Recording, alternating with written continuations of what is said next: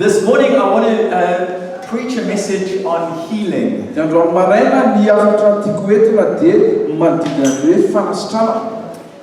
Why I want to do this is I've been in numerous conversations over the last couple of months with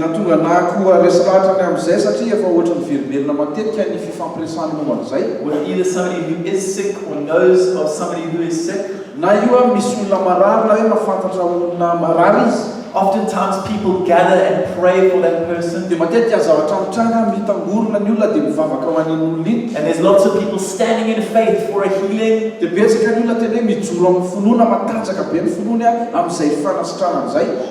And one particular example that comes to mind just in my life.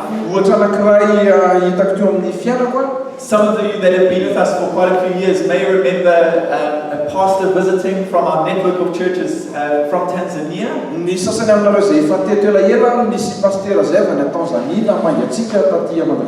And he preached at when we were split the British School in November 2019, a few months before COVID hit.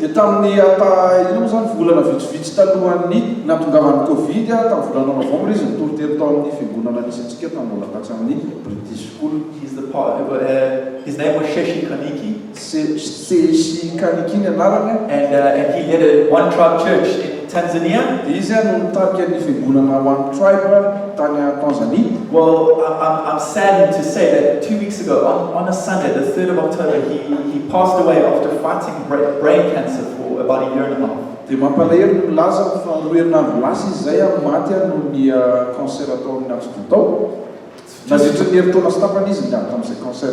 It's just one of many examples that I'm aware of over the last few months.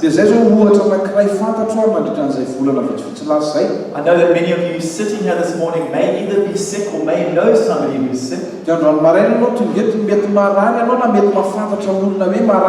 Either family or friends. And some of us even sitting here have recently lost loved ones through sickness.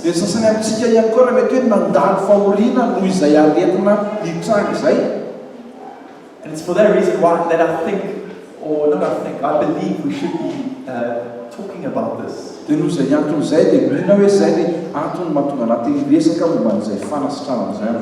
Looking to the scriptures, because it creates big questions in many of us.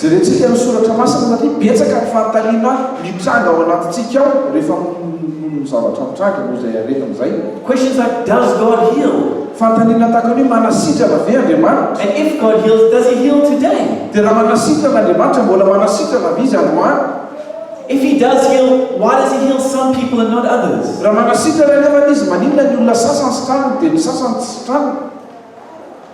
And especially to those of us who have lost people close to us.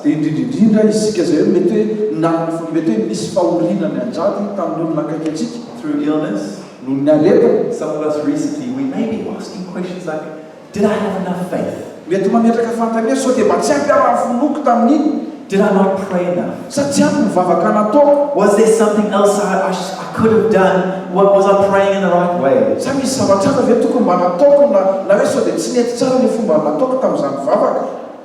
And my hope is that together we can answer some of these questions. And so maybe I can just pray with you. God, as we look to you for answers to these big questions, as we search the scriptures, pray, Holy Spirit, that you would speak to us on this topic of healing.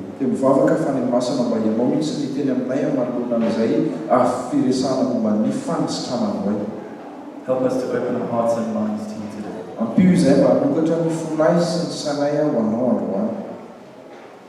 Bring understanding on this topic, please.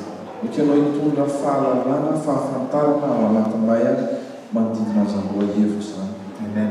Amen.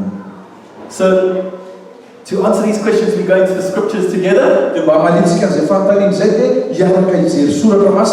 As a church, we've been reading through the book of Mark most recently. dia tsika fiangonana mbola ao anatin'ny mbola voaingana no namaky ny boky ny Marka as we make our way through the whole of the New Testament as a church this year. dia satria ny tanjontsika dia hoe tsika rehetra amin'ny fiangonanantsika dia vita mamaky ny testamenta vaovao. Now, in Mark, there's some fantastic examples of Jesus healing. dia ao amin'ny Marka koa misy ohatra mahafinaritra manodidina ny hoe Jesosy manasitrana.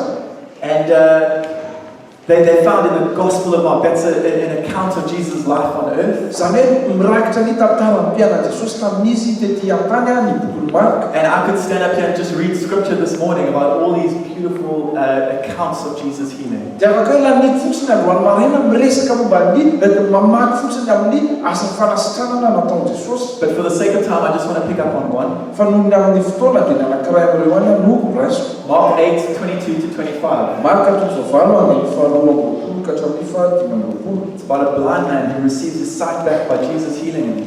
momba n'ilay lehilahy jamba izay nataon'i Jesosy nahita ny masony. Let's read it together. Mark 8:22 to 24. dia ndao iarahantsika mamaky Marka 8:22 ka hatramin'ny 5:20. They came to Bethsaida, and some people brought a blind man and begged Jesus to touch him. He took the blind man by the hand and led him outside the village. When he had spit on the man's eyes and put his hands on him, Jesus asked, "Do you see anything?" He looked up and said, "I see people. They look like trees walking around." Once more, Jesus put his hands on the man's eyes. Then his eyes were opened, his sight was restored, and he saw everything clearly. Jesus sent him home, saying, "Don't even go into the village." It's up to 26. Sorry. Katrany amin'ny 5:20 azafady Marka 8:22 ka hatramin'ny 5:20. Ary tonga tany Betsaida izy ary nisy nitondra lehilahy jamba teo amin'i Jesosy ka nangataka taminy hanendry ilay jamba. Ary nitantana ilay jamba izy ka nitondra azy teny ivelan'ny tanàna. Ary rehefa norano ny masony ka napetraka tamin'ny tanana dia nanontaniany hoe izy mahita zavatra va ianao. Dia niandrandra lehilahy ka nanao hoe mahita olona aho fa atao azy ny fijeriko azy saingy mamindra. Dia napetraka tamin'ny masony indray ny tanana dia nibanja ny lehilahy ka manilatra tsara ary hitany mialialy ny zavatra rehetra. Ary Jesosy nampody azy eo any an-tranony ka nanao hoe aza makao an-tanàna. Throughout Jesus' ministry on earth, nandritra ny asa fantompo Jesosy tetỳ an-tany, we have these amazing examples of Jesus performing miraculous healing. dia manana le ohatra isika mirakitra ny fahagagana nataon'i Jesosy nanasitrana.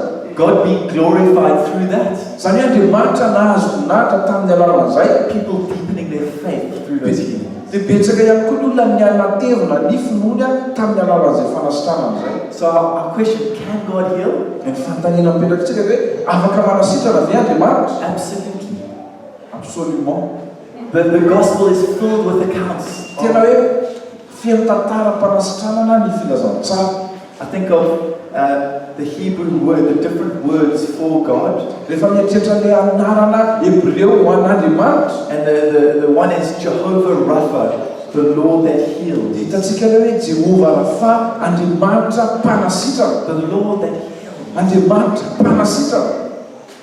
But you may say, well, that's Jesus, in his time on earth. But what about now? Dia mety tena hoe tamin'ny andron'i Jesosy tamin'izy mbola tetỳ an-tany zany fa manahoana ny amin'izao ankehitriny izao. Well, to partly answer that question, let's go to the early church in the book of Acts. Dia mba hamanitsika izay fanontaniana izay dia taonay ho jerentsika ny bokin'ny asan'ny apôstôly tamin'ny fiangonana voalohany. Acts is filled with an account of the early church after Jesus' ascension. Ny asan'ny apôstôly dia mirakitra tantara ny fiangonana voalohany taorian'ny niakaran'i Jesosy tany an-danitra. And how the apostles continued the work of Jesus. Dia ny apôstôly mbola manohy ny asa izay efa natomboky Jesosy. And there's lots of accounts of the apostles healing too after Jesus has ascended. Dia rehefa niakatra tany an-danitra Jesosy dia mbola mirakitra ny tantaran'ireo mpianatra nanao fahagagana ihany koa. Go and read the book of Acts. Dia vakio ny boky ny asan'ny apôstôly. But again, just for the sake of time, let me pick up one example. Fa noho ny amin'ny fotoana dia anankiray ihany no ohatra raika avy ao. Acts 9, verses 32 to 35. Asan'ny apôstôly toko fasivy dia faharoa amby telopolo ka hatramin'ny fahadimy amby telopolo. As Peter traveled about the country, he went to visit the Lord's people that lived in Lydda. There he found a man named Aeneas, who was paralyzed and had been bedridden for 8 years. Aeneas, Peter said to him, Jesus Christ heals you. Get up, roll up your mat. Immediately, Aeneas got up. All those who lived in Lydia, Lydda, and Sharon saw him and turned to the Lord. Asan'ny apôstôly tokafasirany faharoa amby telopolo ka hatramin'ny fahatimy amby telopolo. Ary raha nandeha nitety amin'ny tany rehetra Petera, dia nidina ho any amin'ny olona masina monina tany Lida koa. Ary izy nahita lehilahy anankiray teo atao hoe Enea, izay efa nandro valo taona teo am-parafaro, fa narariny paralysisy. Roa Petera taminy ry Enea, manasitrana anao Jesosy Kristy, mitsangana ka amboariny fandrinao, dia mitsangana miaraka, dia nitsangana miaraka tamin'izay izy. Ary nahita azy izay rehetra nonina tany Lida sy Sarona ka dia niverina ho amin'ny tompony. So you might say, well, you spoke about Jesus, now you speak about the early church, the disciples healing. Toy izay hoe miresaka amin'ny amin'ny Jesosy ianao azy ianao miresaka amin'ny fiangonana voalohany ny mpianatra nonina masitra matetika. But what about today? Fa manahoana indray ny androany? Does it happen today? Mbola afaka mitsanga amin'izao fotoana izao ve zany? Now, I'm sure if we went around the room, there would in this room be testimonies of healing. Dia zany efa ny azoko antoka hoe raha mandeha mifandimitsika ijoro vavolombelona dia mino hoe samy afaka mijoro vavolombelona ny amin'izay fanasitrana amin'izay tsika. Either personal testimonies or testimonies of somebody you know, family or friend. Mety hoe fijoroana vavolombelona miatra taminao manokana na hoe efa nandrianao tamin'ny namanao nozy hoe fahagagana fanasitrana. It may be testimonies of instant healing or healing over a period of time. Misy koa fanasitrana hoe eo ihany ianao dia sitrana na misy koa hoe miandeha mandalana mandeha mandalana ilay fanasitrana nanao. But those would be testimonies of healing today. Fa mbola betsaka ny fijoroana vavolombelona miresaka ny amin'izay fanasitrana natranga teo amin'ny fiainan'izay amin'izao fotoana izao. And so the simple answer is yes, healing still happen today. Dia ny variteny tsotrany amin'izay dia mbola afaka mitranga amin'izao fotoana izao ny fanasitrana. Personally, I believe, and we as a church believe that healings can still take place today. Za manokana ary isika amin'ny fiangonana antsika dia mino amin'izay fa Andriamanitra mbola afaka manasitrana amin'izao ankehitriny izao.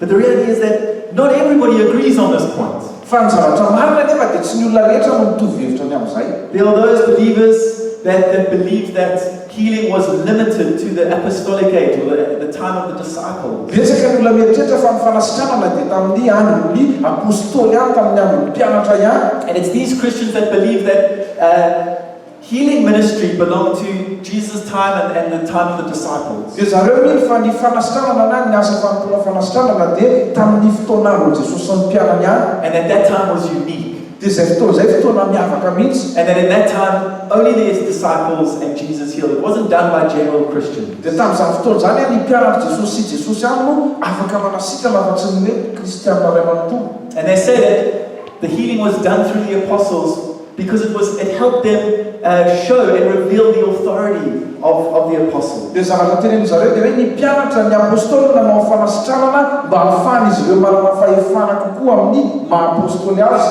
And when the apostles died, dia rehefa maty ny apôstôly aveo, these signs, miracles, healings, and wonders kind of died with the apostles. dia miara-maty aminy ihany koa ilay fahagagana sy famantarana nananatra. And so there are Christians around that believe that the time of that time has kind of passed. Dia betsaka ny kristianina mino amin'izay hoe efa lasa izay fotoana amin'ny fanasitrana amin'izay. That it's not a part of normal ministry. Hoe tsy ao anatin'ny asa fanompoana normalna ilay izy.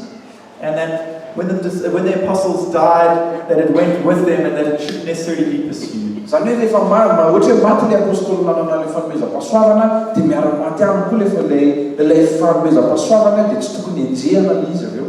So that's on the one side. Dia izay ny atao amin'ny lafinilana. On the other, there's believers that believe that yes, it's for today too. Atao amin'ny lafinilana indray misy ny mpino hoe mbola afaka manasitrana Andriamanitra amin'izao fotoana izao. We can see and experience healing today. Afaka tsapaitsika tanana iainantsika ny fanasitranana amin'izao ankehitriny izao. And that these healings are given both or for many reasons. One is for the blessing of the person. Dia ny fanasitranana dia voalohany indrindra aloha mba ho fitahiana amin'ilay olona marary. But another reason is it's a blessing for the church. Fa ny amin'ny lafiny indray koa dia hoe fitahiana ho an'ny fiangonana. And also for the spread of the gospel too. Sy ho an'ny fanaparitahana ny filazantsara.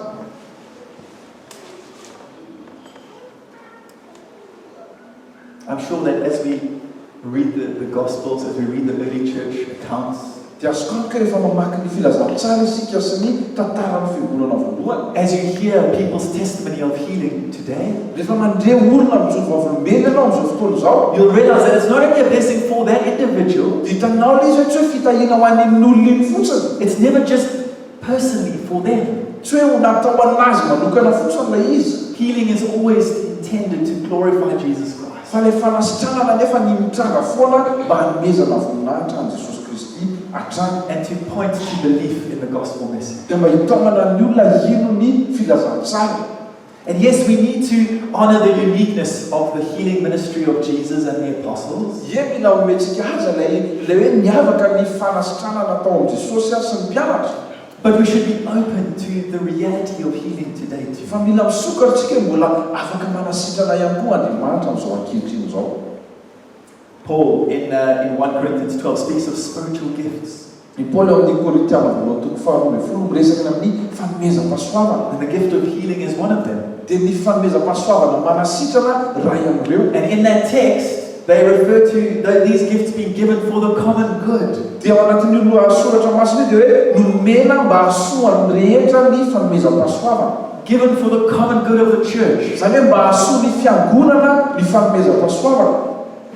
Christians are not to expect every illness or injury to be healed. Christians are not to expect every illness or injury to be healed. Izany hoe tsy ny kristiana zany tsy hoe manateny hoe ny aretina rehetra dia tsy maintsy ho sitrana daholo. In this age, the experience of healing is exceptional rather than normative. Fa amin'izao fotoana izao zany ilay fanasitranana lasa exception fa tsy hoe zavatra mandeha ho azy fotsiny. And the common good that's referred to in this text is multifaceted. Dia ilay hoe tombony ho an'ny rehetra resana dia misy lafiny maro.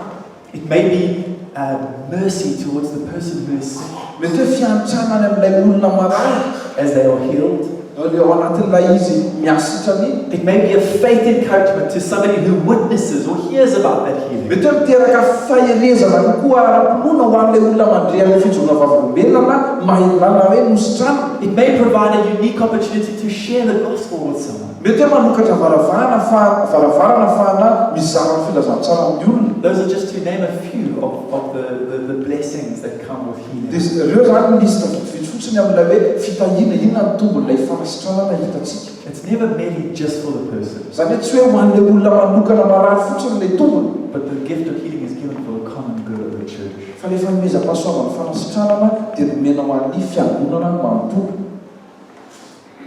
So up to now I've spoken about healing taking place, Dia izao ny resaka ny amin'ilay hoe mbola manasitrana Andriamanitra. and I want to answer the question that probably many of us are thinking: what if I don't get healed? Dia fanontaniana anankiray mipetraka mety ampetrakatsika rehetrarehetra dia ahoana na tsy sitrana ako? What if I'm prayed for, or I was prayed for, and I haven't been healed? Ahoana raha efa mivavaka sady efa nisy mivavaka ihany anefa za tsy mety sitrana? I'm sure that if we went around again and we asked for examples or testimony of this too, we would have many in this room that haven't been healed. Dia azoko antoka ihany koa raha manontany ny tsirairay amintsika isika dia samy efa betsaka koa ny tantara fantatsika hoe mivavahana izy fa tsy mety sitrana. Maybe either you or somebody you know, or you've been a part of people praying for someone, Mety hoe ianao ilay izy na hoe ianao ilay anisan'ilay mivavaka ho an'ilay olona marary, and yet they're still sick, dia nefa ilay olona ilay avy eo mbola marary any, or they've passed away. na mety hoe maty izy avy eo. If that's you, then we need to remember that although God can heal us, Dia raha ianao zany dia mila tsaronao na dia hain'Andriamanitra aza manasitrana antsika, we must never presume that He must heal us. dia tsy tokony heritrerisika tsy maintsy sitrana. Let me say that again. Averiko any. We must remember that although God can heal us, Mila tsarontsika fa na dia hain'Andriamanitra aza manasitrana antsika, we must never presume that He must heal us. dia tsy tokony heritrerisika tsy maintsy na hoe adidiny manasitrana antsika. To unpack this a little more, I want to go to Daniel and I want to speak about Shadrach, Meshach, and Abednego. Dia mba hanazavana ny zava-dehibe kokoa dia tiako tsika hijery ny bokin'ny Daniel miresaka ny Sadraka sy Mesaka sy Abednego. Daniel 3, it's a great story. Go and read it in your own time. I'm just going to pull out a short section from it. Daniel toko fahatelo tantara mahaliana izy io raha vakio tsara rehefa tonga ny an-trano ianao. But why I'm reading it is because it gives us an amazing example of how we should think about healing when it comes to praying for healing. Ny antony amakiko an'izay dia mba manome ohatra tsaratsika inona ny zavatra ataontsika rehefa hivavaka momba ny fahatsitranansika. To quickly summarize the story, dia mba tiana atao ilay tantara. King Nebuchadnezzar makes this massive golden image, Nanamboatra ilay andriamanitra volamena i Nebukadnezara, and he demands that the people need to worship. dia nangataka izy namoaka dibo hoe mila miankohaka amin'ny andriamanitra iny ny olona rehetra. And 3 of God's servants decide that they are not going to worship. Dia reto mpanompon'andriamanitra anankitelo eto nanapa-kevitra tsy hankohaka tamin'ilay andriamanitra. Shadrach, Meshach, and Abednego. Ny Sadraka, Mesaka sy Abednego. They refuse to worship this idol. Nandà izy ireo tsy hankohaka tamin'ilay santy. And when the king threatens to throw them into the fiery furnace, Dia rehefa namitahorin'ny mpanjaka izy ireo alefa any amin'ny lafaoro mirehitra afo because of their disobedience, noho ny tsy fankatoavana. this is what they are reported as saying. Dia zao zavatra notanteriny izy ireo. Daniel 3:17 and 18. Danielina toko fahatelo andiny fahaenina ambin'ny folo sy fahavalo ambin'ny folo. This is what they say. Dia zao zavatra folazaina. If we are thrown into the blazing furnace, the God we serve is able to deliver us from it, and he will deliver us from your majesty's hand. But even if he does not, we want you to know, your majesty, that we will not serve your gods or worship the image of gold you have set up. Dia tsara namaliny zareo azy. Dia namasaka tsy misaka rehefa nigoka nanao tamin'ny mpanjaka hoe ry Nebukadnezara tsy misy antony tokony hamalinanao akory ny amin'izany zavatra izany. Indro andriamanitra izay tomponay dia mahavonjy anay amin'ny lafaoro io misy afo mirehitra sady hamonjy anay amin'ny tananao ry mpanjaka.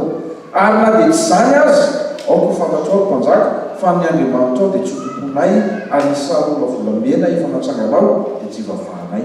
In other words, what they said to King Nebuchadnezzar is this: Amin'ny lafindray zavatra lazainy amin'ny Nebukadnezara dia izao: our God can save us. andriamanitray afaka mamonjy anay. We believe that the Lord will save us. Mino izay fa hamonjy anay ny tomponay. And even if he doesn't, Kanefa na tsy hamonjy azy izy, we will still praise the name of the Lord. dia mbola ny andriamanitra ihany aloha dia rainay. The same approach and position is what we should have when we pray for healing. Dia izay fomba fivavahana izay tokony hananantsika rehefa hivavaka manoloana ny fahatsitranatsika. This should be our default position when we pray. Tokony hoe izay ny toerana misy antsika par défaut rehefa mivavaka isika. Regardless of what we're going through, regardless of what we pray for, Hoe ninona zavatra antsika mbavaka na zavatra lalovantsika eo amin'ny fiainana. but especially when we're praying for the sick and suffering. Fa indrindrindrindra rehefa mivavaka ho an'ny marary sy ny orya isika.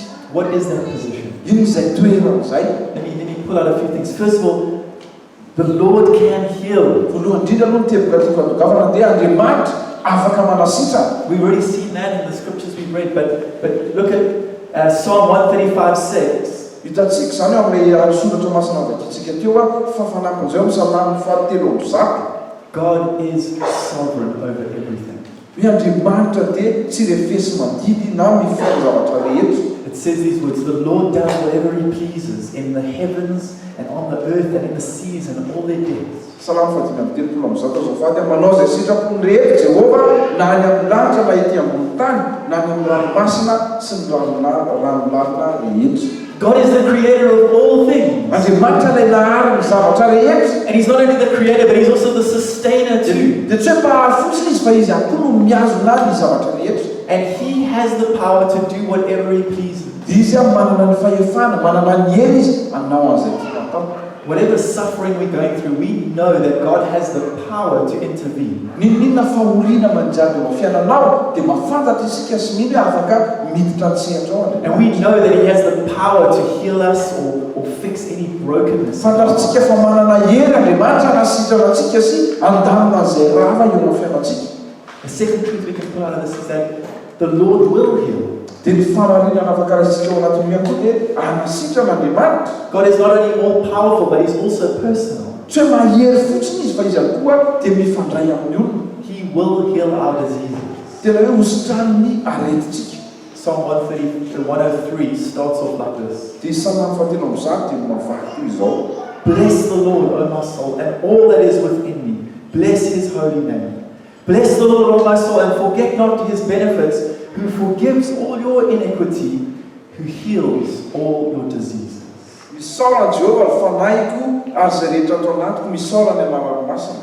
Misaoran Jehovah ny fanahiko ary aza misy adomonao ny fitahiny rehetra izay mamela ny heritao rehetra izay mamasitrana ny aretinao rehetra.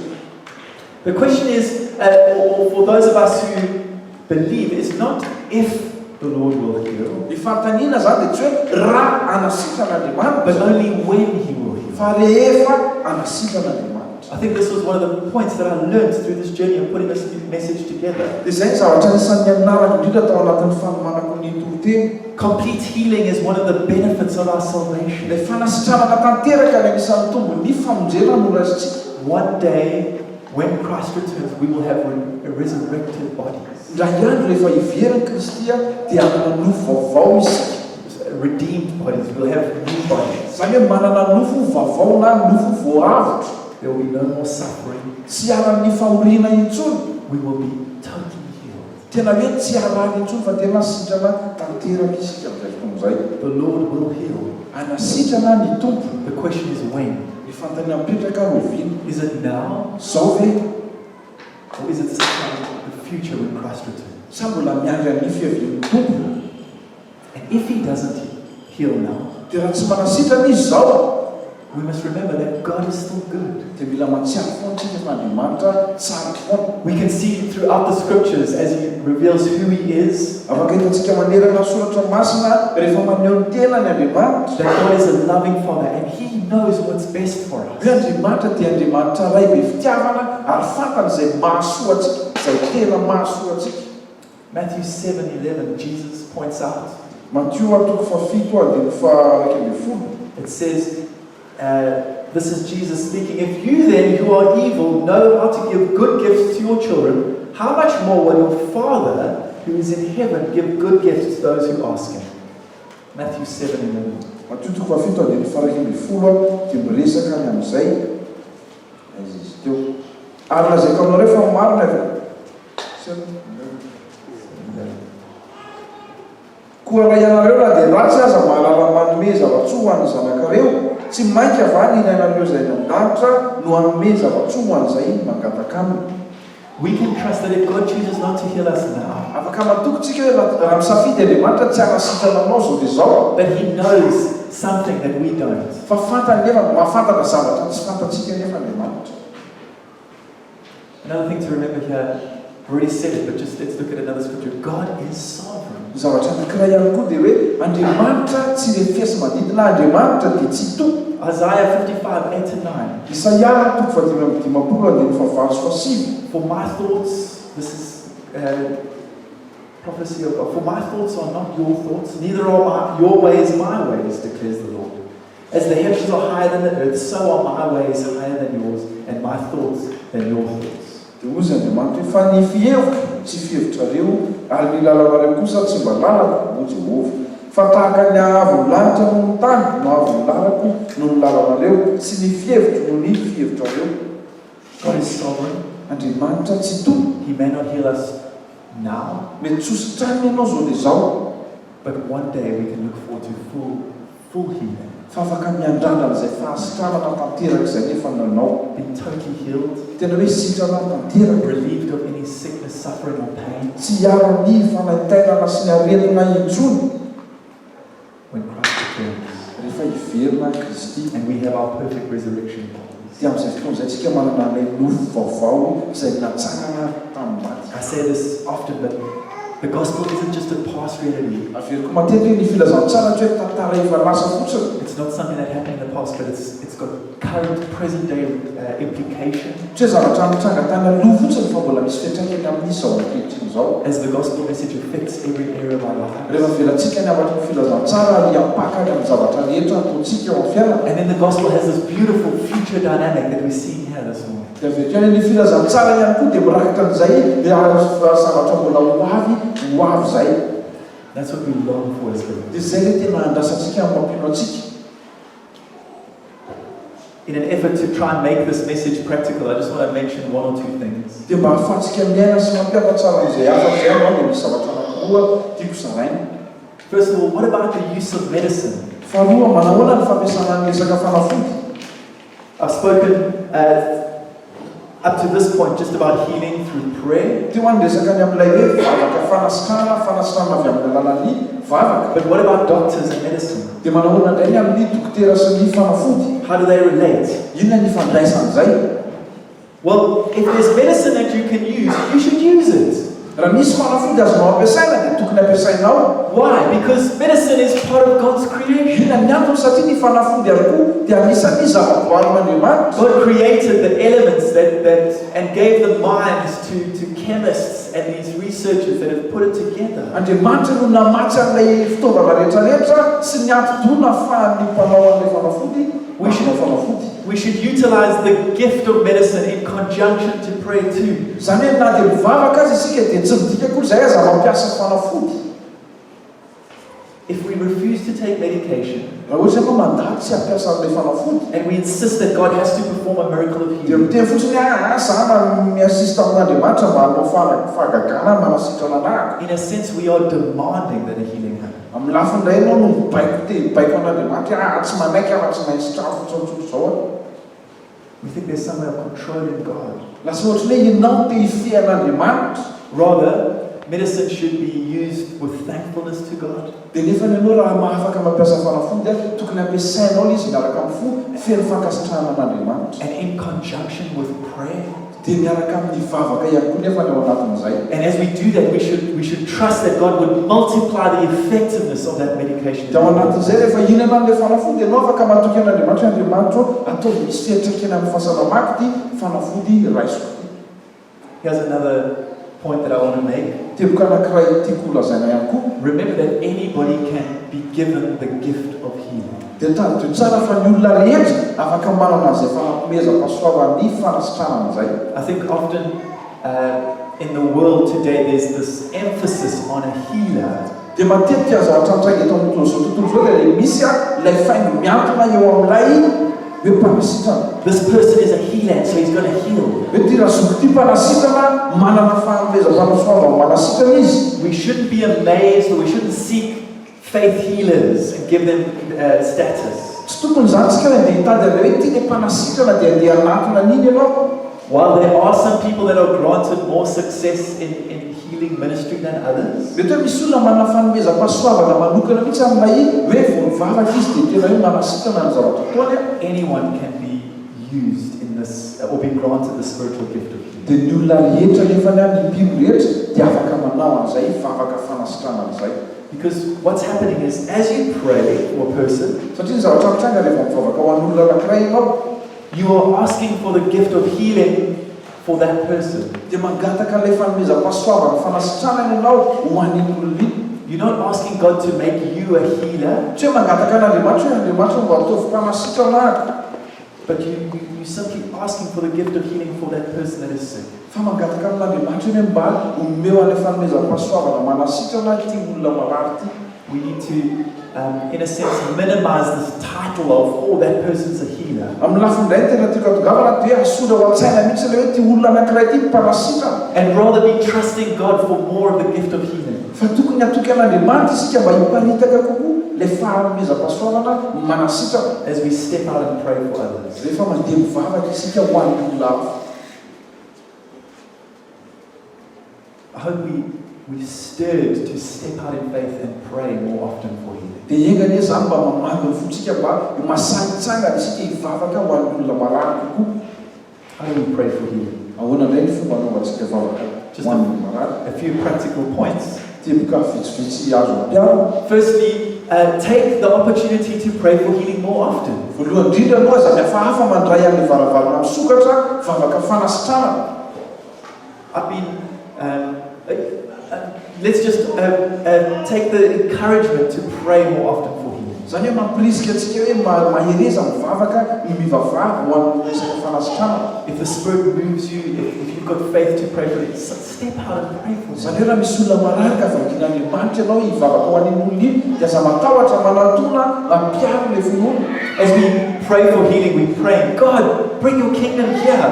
Rehefa mivavaka mangataka vavaka fanasitrana dia miteny hoe Andriamanitra mba mba hoe teto ny fanjakanao. We know we're going to experience this at some point in the future, Christ, when you return, but we're asking for peace of it now. Fantatray hoe rehefa ively ianao dia mositrana tanteraka izahay fa mizoa kelikely zareo ohatrany tonga ny tsironyizay fahagaganao zay. And God can be glorified as we already see. Dia Andriamanitra no mahazo voninahitra araka hitantsika teo. And there is no set way of praying for people. Dia tsy hoe misy fombafomba koa hoe zao tokony atao rehefa hivavaka ho an'ny olona marary. But I just want to mention a few things that we find in Scripture. Fa misy zavatra vitsivitsy hitantsika eo amin'ny soratra masina. If you read through the Gospels and also the book of Acts, you'll see that the method varied. Rehefa mamaky ny filazantsara sy ny boky nasan'ny apôstôlitsika dia misy fomba maro samihafa mitranga atao. So there's no set way, and if we get that way right, then God will heal. Izany tsy hoe misy formule milarana koa dia rehefa hanao hoe formule dia hoe zay Andriamanitra vao anasitrana. But some things that might be helpful. First of all, fa zavatra mety anapantsika voalohany indrindra. It's often a good thing just to speak to the person and ask them what is wrong. Matetika zavatra tsara ataonao dia miresaka amin'ny olona marary hoe inona no tsy mety aminao. How can I pray for you? Inona ny zavatra afaka entiko mbavaka ao anao? What is the sickness, or what's bothering you? Inona ny manahirana anao? Inona ny aretina misy ao anao? It's a very practical one, but we might think that we just need to know what's wrong. Zavatra mety tsotra izy nefa zavatra mila fantatranao inona le marary amin'ilay olona. Sometimes people might not be willing to share that, and that's okay. Nanay misy olona mety samy zary, mety tsy tiany ho zaraina le aretina eo aminy. Tsy maninona zany. We serve a God who knows everything. Tsika manompo Andriamanitra mahafantatra ny zavatra rehetra. And so you can pray, God, you know what the sickness is, you know what the issue is, and we pray, God, let you heal. Dia afaka mivavaka an'ireo hoe Andriamanitra ho fantatra anao le aretina mahazo an'ity olona ity, hainao tsara ny mombamomba azy rehetra, mangataka izay asitrano izy. Scripture also speaks of the laying of hands. Ny soratra masina ihany koa miresaka ny amin'ny fametrahan-tanana. It's not an absolute, but we see it in Scripture. If you feel comfortable, if the person you're praying for feels comfortable, you might just say, do you mind if I lay my hand on you? Tsy hoe voatery zay izy fa hitantsika amin'ny soratra masina zay afaka manatona le olona satria misy olona mahazo aina kokoa tia metrahan-tanana, misy olona tsy tia an'izany afaka miteny hoe mba afaka metrahan-tanana ve ianao. Not a special formula, but we see it in Scripture. Hitantsika eny amin'ny soratra masina zany. And the other one is anointing with oil. Ny anankiray koa manositra menaka diloilo. You don't always have to do this. Tsy hoe mila manao an'izany rehetrarehetra zany akory. There's nothing special in the oil. Tsy hoe misy zavatra mampiavaka ny menaka iny. It's not from some specific place or has some healing property. Tsy hoe menaka nalaina tany amin'ny toerana manokana dia manana sekre manokana ny afonao anatiny ao. Rather, it's a symbol of the Holy Spirit's power coming to heal. Fa ny menaka dia izy fanehoana an'ilay hoe herin'ny fanahy masina tonga anasitrana. Scripture speaks of faith for healing to occur. Miresaka ihany koa ny soratra masina ilay finoana ho an'ny fanasitranana. And I pray that God would be increasing our faith as we trust in Him. Dia izaho mangataka sy matoky an'Andriamanitra mba Andriamanitra reny hampitombo ny fonontsika ao anatin'ny fianteherantsika. But if you don't have enough faith or you desire more, ask God. Fa raha tsy ampy nefa izay raha tsy dia ampy ny fononao manoloana an'izay dia mangatahana Andriamanitra. And lastly, we pray courageously and boldly as we ask God to heal a person. Dia farana mivavaka ampahasahiana sy ampaherezana ianao rehefa matoky an'Andriamanitra mivavaka fanasitranana. With all of the things that I've already said, that He can, He will. Miaraka amin'izany zavatra rehetra nolazaiko zany Andriamanitra afaka manasitrana ary azontsika antoka fa anasitrana. And if not now, in the already, raha tsy izao izy na nasitrana, one day they will be free. Dra iandro tsy maintsy ho avy ilay fahasitranana tanteraka. But we can ask with boldness and courage, Fa nefa isika afaka mangataka amin'ny fahasahiana sy ny faherezana. filled with faith that God can and will. Miaraka amin'ilay finoana fa hoe Andriamanitra afaka manasitrana. I want to do something we don't generally do, but I felt as I prepared, I wanted to open up an opportunity for any of you sitting here. Dia te hanao zavatra tsy fanaontsika mihitsy aho hatramin'izay fa tao anatin'ny fiomanako tao. Dia tsapaka hoe te hanao zavatra anankiray aho. My hope is that if there's somebody sitting here with a testimony of healing, that we can be encouraged by it this morning. Hoe raha misy amintsika manana fijoroana vavolombelona momba izay fanasitranana efa nitranga teo amin'ny fiainan'izay. And it may be an instant healing, it may have been a healing over some period of time. Le fanasitranana mety hoe teoneo ianao dia sitrana na hoe indraindray ianao hoe nila fotoana ny andarana kokoa le fanasitranana anao. There may also be somebody who's sitting here that hasn't been healed. We would also love to hear that. Mety hoe misy olona ihany koa eto izy mety efa nametrahan-tanana na nyvavahany ianao dia tsy mbola sitrana tiana ihany koa na ianao amin'izany. Maybe by carrying this infirmity, there's been God's taught you something. We would love to hear about it. Dia ngamba ny ao anatin'izay fijoroana vavolombelona izay mety misy zavatra tian'Andriamanitra nampianarina anao. And so I just want to invite, if there's anybody that would like to share this morning, I want to open. Ka raha misy olona te hijoro vavolombelona dia sokatra amin'ny varavarana. Would you like to come up? Wonderful.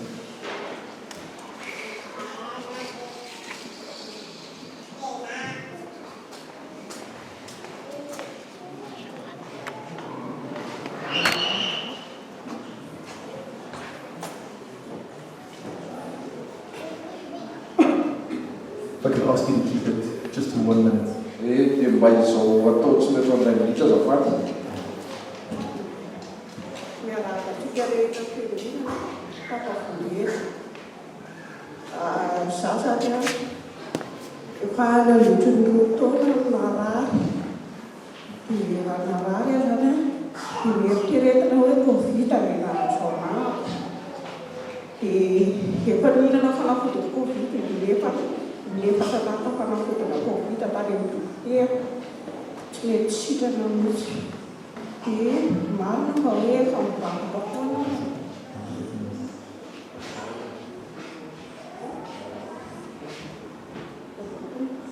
So I was sick for 2 years, and when I was sick, the doctors thought that I had COVID. So I was given 4 types of medications against COVID.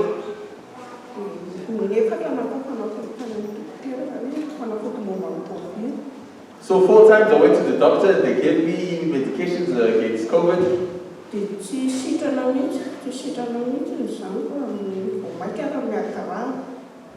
And I was never healed, like it actually got worse and worse.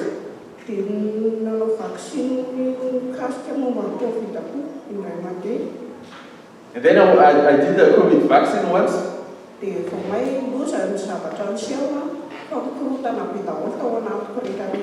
And it got even worse because even in me, like things got even worse.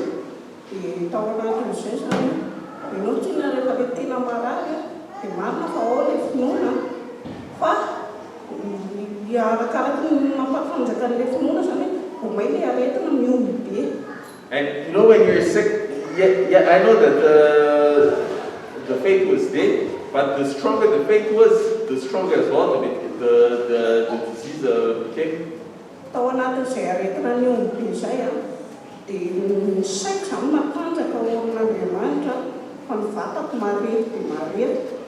And then in that, as the disease got worse, stronger and worse, my mind, my thoughts, my faith was really, really strong, but my body was weak.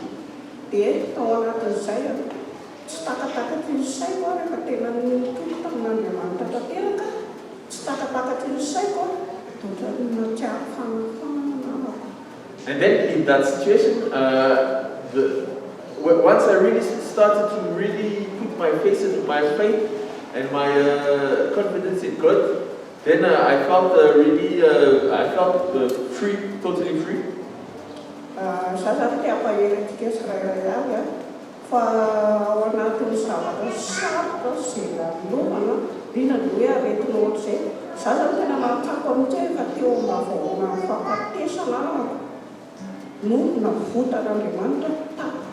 And I want to encourage that in situations like this, for example, in my case, I was really, really on the cusp of death, and that's when God healed me and freed me.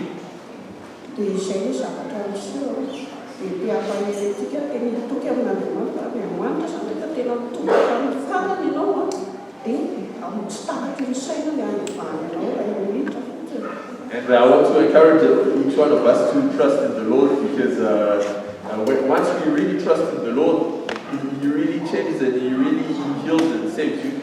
Thank you.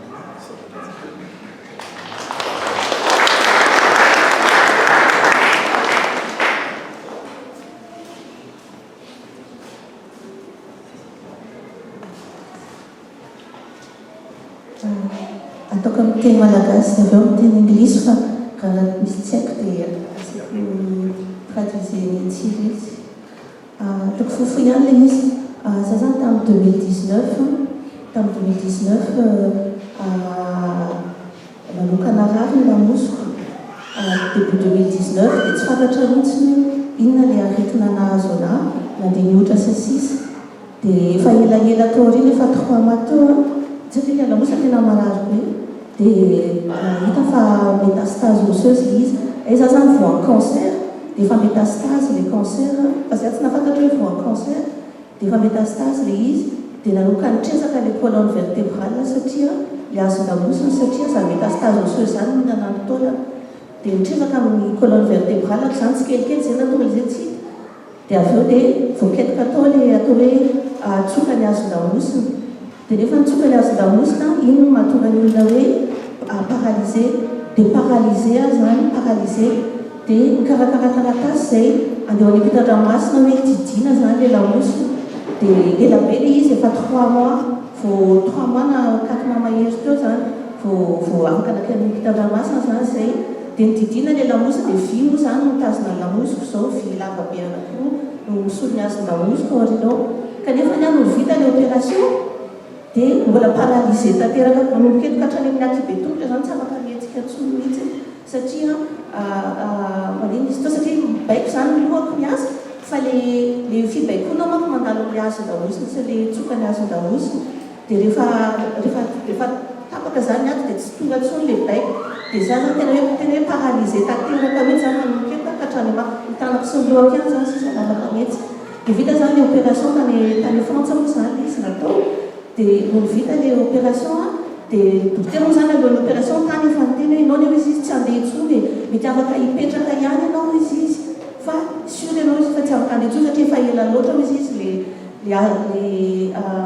tsoka ny azon-damosina voaketoka tao dia tsy possible handeha intsony ianao dia entre temps moa zany misy hoe chimiothérapie radiothérapie dia efa ohatrany hoe adino zany le hoe malemy fa le fahasalamana aloha zany no vonjena voalohany dia adinodiny dia efa ela fa 5 mois taty aoriana zany dia za moa zany am'le matondro foana amin'ny hôpitaly any tany-dafo dia infirmière mampanao douche dia manao douche ny tongotro eo izy dia mamaly ny tongotro mihetsika tapaka le akibe tongotra dia taitra be izy dia natsony daholo ny dokotera atao amin'le service misy anazy hoe mihetsika eo izy ny akibe tongony dia tonga tao ny dokotera mijery izy hoe fahagagany zany izy fa tsy possible mihitsy zany fa fahagagany zany dia zareo zany amin'ny dokotera vazaha anazy no teny hoe fahagagany zany dia teo zany nanomboka rééducation satria tsy afaka nanao rééducation misy satria tsy mambaiko aloha fa tsy tonga any vatana zany le fibaikoana fa no nanomboka hoe miverina tsikelikely zany le tsoka ny azon-damosina dia afaka nanao rééducation dia za afaka mitsoka fahavolombelona zao zany hoe Andriamanitra mpanasitrana ny Andriamanitra izay vavahantsika satria tsy possible amin'ny hoe dokotera tany-dafo tena niaiky daholo tsy possible mihitsy izy zany hoe tsoka ny azon-damosina zany miverina miasa zany dia hoe za moa mbola tsy namitany zareo fa mbola resaka amina hoe izy mitémoigner an'izany hoe fahagagany zany hoe mila nalemy tresaka ny azon-damosina voaketoka ataony moalekonenany mbola mandeha za hitanareo ntsony dia voninahitra an'Andriamanitra irery ihany manatisa.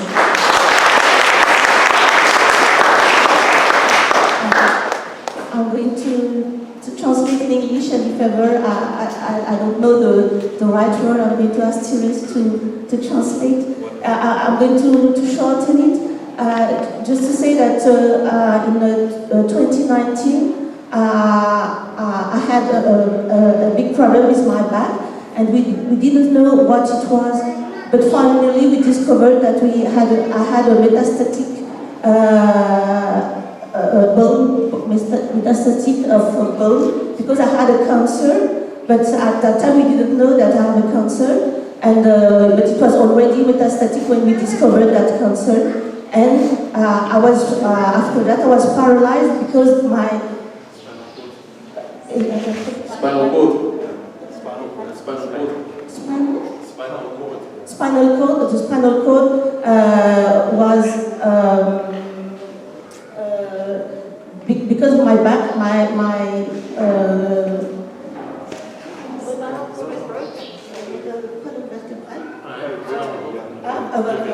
vertebra, yes.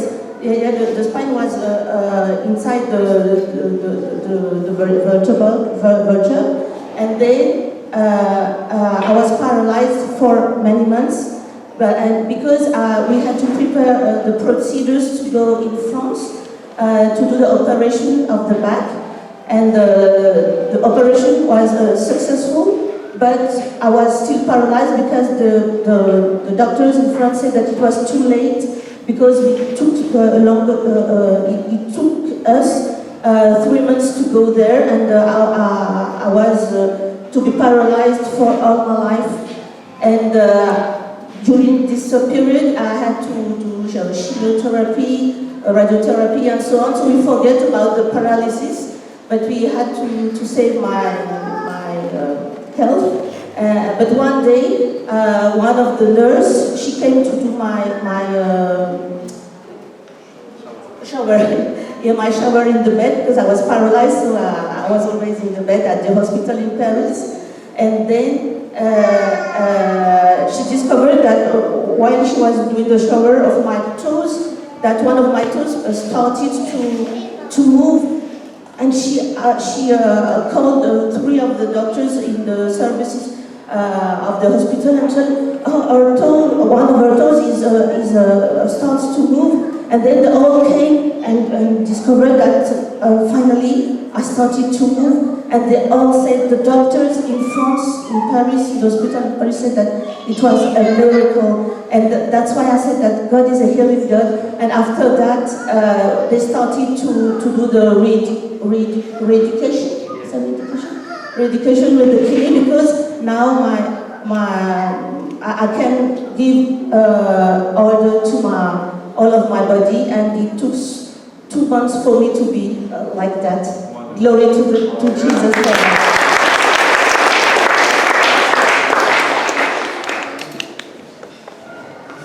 Thank you so much for those testimonies.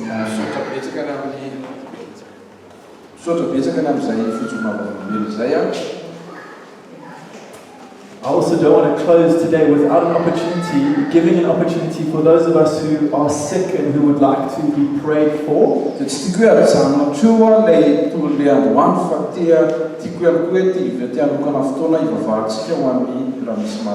And no pressure. If there's anybody, we would love to, as a community, pray with you.